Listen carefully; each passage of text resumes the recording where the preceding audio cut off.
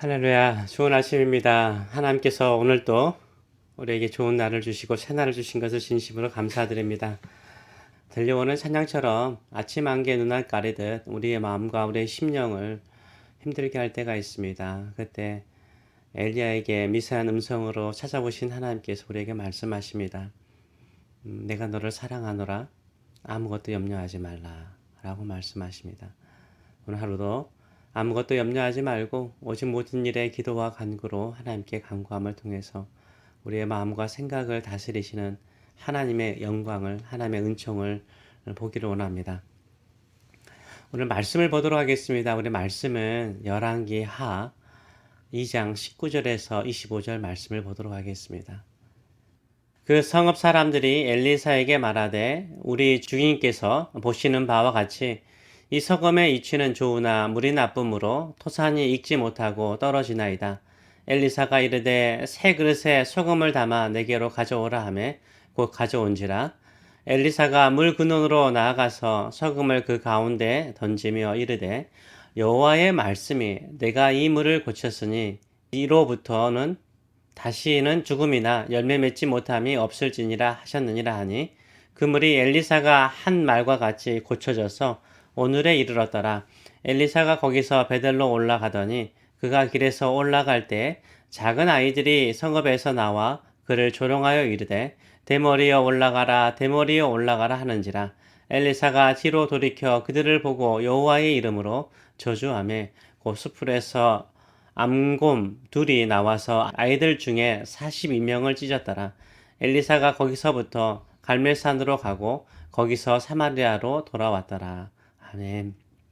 오늘 이 말씀을 가지고 무엇이 문제의 근원을 고치는가, 무엇이 문제의 근원을 고치는가 라는 제목으로 같이 은혜를 나누기로 원합니다. 엘리야가 승천하고 난 이후에 엘리사에게 갑절의 성령의 능력이 임하시죠. 그래서 그 증거가 오늘 2장에 세 가지의 사건으로 나타나고 있습니다. 첫째는요, 엘리야의 겉옷으로 요단 강물을 가르고 그 요단 강을 건넙니다. 둘째로는 여리고성 주변의 물 근원을 고치는 기적이 일어나고요. 세 번째로는 엘리사를 조롱하던 아이들을 저주하자 암곰 2마리가 나와서 42명의 아이들을 죽입니다. 이게 무슨 능력일까 이런 생각을 할 수 있는데요. 엘리야의 겉옷으로 요단 강물을 가르는 것은 엘리야가 행했던 기적이기 때문에 이전에 그렇게 행하지 않았습니까?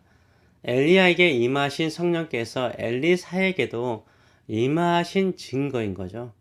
그래서 엘리야의 능력이 엘리사에게도 임한 것을 보여주는 표적인 것입니다. 또 여리고성의 물의 근원을 고치는 것은요, 출애굽 광야 시대에 마라의 쓴물을 기억하실 것입니다. 마라의 쓴물을 고친 사건을 연상시키고 있습니다. 조상들이 경험한 동일한 능력을 행하고 있음을 보여주고 있습니다.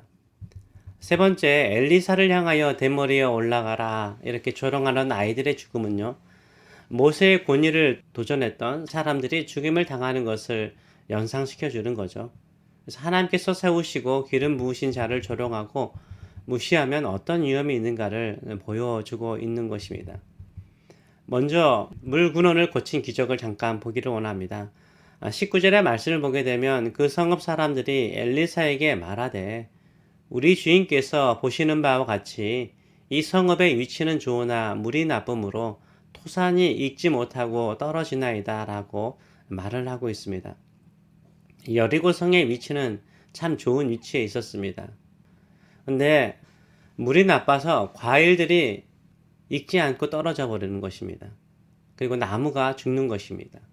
농사를 열심히 지어도 그 농사의 열매를, 풍성한 열매를 보지 못하는 어려움이 있었습니다.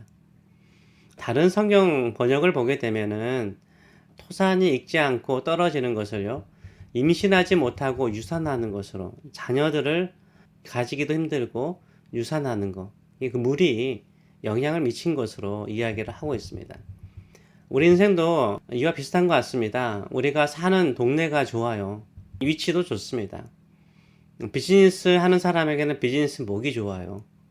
근데 사업이 안 되어서요, 계속해서 가게들이 바뀌고요. 또 사람들이 오랫동안 살지 못하고 자주 주민들이 이동을 합니다. 이사를 합니다.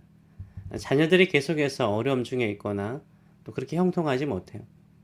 이때 동네 사람들이 엘리사에게 도움을 구하는 것처럼요. 우리가 모든 것은 다 좋은데, 환경은 다 좋은데, 내가 수고하고 노력한 그 열매와 풍성한 결과가 없다면 어떻게 되죠? 기도해야죠. 기도해야 됩니다. 기도해야 되는 거예요. 팬데믹 상황 속에서 성도들이 해야 되는 것은 뭘까요? 기도해야죠. 이 어려운 중에도 열심히 일을 하고 가게를 하더라도 파리를 날릴 정도로 어려워요. 어떻게 해야 되죠? 기도해야죠.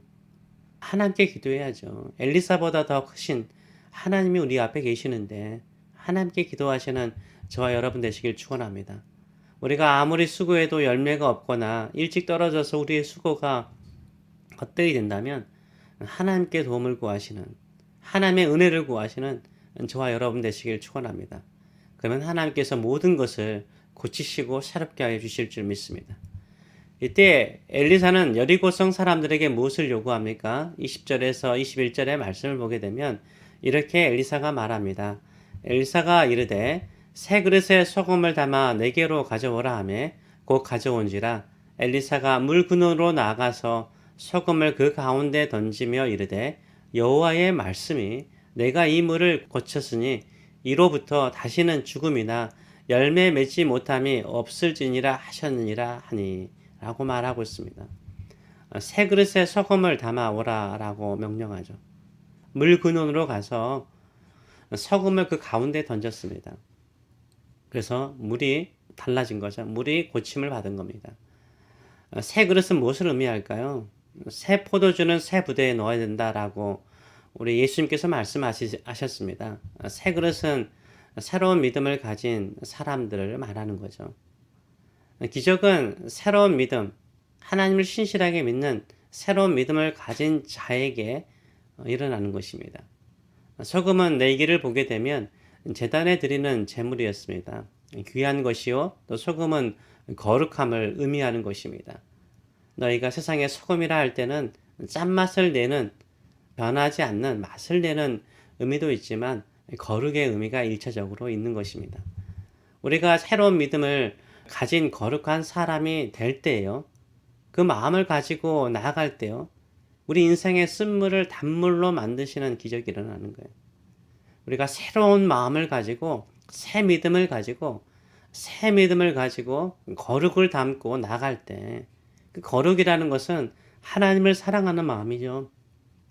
하나님을 사랑하는 마음을 가지고 나갈 때 기적이 일어나는 거예요. 우리 인생의 문제의 근원이 해결되어지는 줄 믿습니다. 우리가 수고하고 노력한 그 이상의 열매를 맺는 기적이 일어나는 줄 믿습니다. 그런데 21절은 분명히 말을 해요. 새 그릇에 담은 소금이요, 물의 근원을 고쳤다 이렇게 말하지 않아요. 하나의 의식일 뿐이죠. 무엇이 물의 근원을 고쳤습니까? 여호와의 말씀이. 여호와의 말씀이 내가 이 물을 고쳤다라고 말씀하세요. 무엇이 물의 근원을 고쳤습니까? 하나님의 말씀인 거예요. 하나님의 말씀이 우리를 고치는 줄 믿습니다. 우리 올 한 해 말씀을 암송하기도 하고 말씀을 통독합니다. 말씀을 가까이 할 때요, 우리 인생에 그 열매를 맺지 못하고 말라버리고 아니면 죽어버리는 그 모든 것들이 해결되는 놀라운 기적의 역사가 일어날 줄 믿습니다. 말씀이 치료하는 거예요. 예수님께서 놀라운 믿음의 사람, 백부장의 믿음을 말할 때도요, 백부장도 주님이 말씀하시면 내 하인이 낫겠습니다 라고 말했어요. 하나님이 말씀하시면 고치는 거예요. 하나님의 말씀이 우리를 고치는 거예요. 그 믿음 가지고 하나님의 말씀이 나를 고칠 것이라는 믿음을 가지고 나가는 사람이요, 새 그릇에 소금을 담는 사람이에요. 하나님께서 수고하고 노력한 것에 열매가 없는, 허무하게 죽어버리거나 아무런 열매가 없는 그런 인생이 아니라 풍성한 열매를 맺도록 역사하여 주실 줄 믿습니다. 또 다른 번역처럼 정말로 하나님의 말씀이 고칠 수 있습니다 라는 믿음을 가지고 나갈 때 우리의 사랑하는 자녀들이요, 그 열매를 맺지 못하고 그들이 그렇게 수고하고 애쓰고 노력해도 불구하고 열매 맺지 못하거나 죽어가는 것처럼 느껴질 때 그 근원을 고치시는 하나님의 놀라운 기적이 일어날 줄 믿습니다. 이 믿음을 가지고 죽게 나가시는 저와 여러분 되시길 축원합니다. 물의 근원을 치유하는 것은 하나님의 말씀이었습니다. 하나님의 말씀이 우리 몸의 질병의 근원도 고치고 하나님의 말씀이 우리가 수고하고 노력한 것에 헛되게 만드는 그 모든 것을 해결하는 능력이 있는 줄 믿습니다. 풍성한 열매를 맺게 하시는 줄 믿습니다. 이 믿음을 가지고 나가시는 저와 여러분 되시길 축원합니다. 둘째, 엘리사의 영적인 권위에 대한 도전이 나옵니다. 엘리사가 베델로 올라갈 때 아이들이 성읍에 나와서 엘리사를 조롱하죠. 23절의 말씀을 보게 되면요. 엘리사가 거기서 베델로 올라가더니 그가 길에서 올라갈 때 작은 아이들이 성읍에서 나와 그를 조롱하여 이르되 대머리여 올라가라 대머리여 올라가라 라고 하였다고 합니다. 여기서 나오는 아이들은요. 순진한 아이들이라고 생각하는데 아무것도 모르고 조롱하는 천진난만한 아이일까요? 아닙니다. 어떻게 엘리사가 순진한 아이들을 향하여서 여호와 이름으로 저주할 수 있겠습니까? 순진한 아이들이 아니에요. 영적으로 조롱하는 아이들이에요. 엘리사를 받아들이지 않고 하나님을 믿지 않고 하나님의 영이 임하는 사람을 조롱하는 그런 아이들이에요. 사람들은 스승 엘리야를 향하여서는요. 하나님의 사람이요. 믿지 않더라도 하나님의 사람이요 라고 불렀습니다. 이제 엘리야가 떠나고 엘리사가 새롭게 하나님의 말씀을 증거하며 하나님의 살아계심을 증거하는 출발을 하고 있을 때 엘리사를 향하여서 이 아이들이 무엇이라고 부릅니까? 대머리요 라고 불러요. 대머리였던 것 같아요. 대머리들이여 소망을 가지시기 바랍니다. 대머리여 라고 부른 것까지는 괜찮아요. 근데 뭐라고 말해요? 올라가라. 이 말은 무슨 말이에요? 꺼져라. 꺼져라. 우리는 너를 받아들일 수 없다. 꺼져라 라고 말하는 거예요. 꺼져라. 우리는 너를 선지자로 받아들일 수 없다. 너를 하나님의 종으로 받아들일 수 없다. 네가 믿는 하나님을 받아들일 수 없다. 이렇게 꺼져라 라고 조롱하고 있는 것입니다. 엘리야를 대머리라고 부르는 외모로 조롱하는 것이나 꺼져라고 말하면서 엘리사가 하나님의 선지자임을 또 엘리사가 믿는 하나님을 받아들이지 않고 조롱하는 거죠. 우리가요 무슨 일을 만나든지 사람을 외모로 판단하지 마세요. 겉모습으로 판단하지 마세요. 또 영적인 말씀은요 하나님의 말씀은요 하나님의 본연은요 하나님이 주시는 것입니다. 사람이 세우는 게 아니에요. 하나님이 세우신 권위에 순종하고 받아들이시는 저와 여러분 되시길 축원합니다. 살아계신 하나님 아버지 은혜를 감사드립니다. 하나님 여리고성 사람들은 환경이 좋았습니다. 성도 위치가 너무나 좋았습니다. 그러나 아무리 수고하고 농사를 지어도 소출이 열매를 맺지 못하였습니다. 나무들이 죽어가고 있고 식물들이 쉽게 죽어가고 말라가 버렸습니다. 이때 물의 근원을 고치는 것은 하나님의 말씀이었습니다. 우리가 새 그릇에 소금을 담듯이 새 믿음을 가지고 주의 말씀이 모든 것을 치료할 수 있습니다라는 소금과 같은 거룩한 마음을 가지고 주 앞에 나갑니다. 주여 치료하여 주시옵소서. 주의 말씀으로 우리의 삶을 치료하여 주시옵소서. 우리 사랑하는 성도들의 삶의 문제의 근원을 고쳐 주시옵소서. 새벽부터 밤늦게까지 수고하는 우리의 삶에 열매가 없다면 열릴 것처럼 보이다가 열릴 것처럼 보이다가 떨어지거나 말라 죽는다면 그것만큼 헛된 것 없습니다. 주님만이 고칠 수 있습니다. 하나님의 말씀으로 고쳐 주시옵소서. 하나님의 말씀으로 치료하여 주시옵소서. 하나님의 전능하신 능력으로 고쳐 주시옵소서. 우리 사랑하는 자녀들 이 땅에서 열심히 수고하고 노력합니다.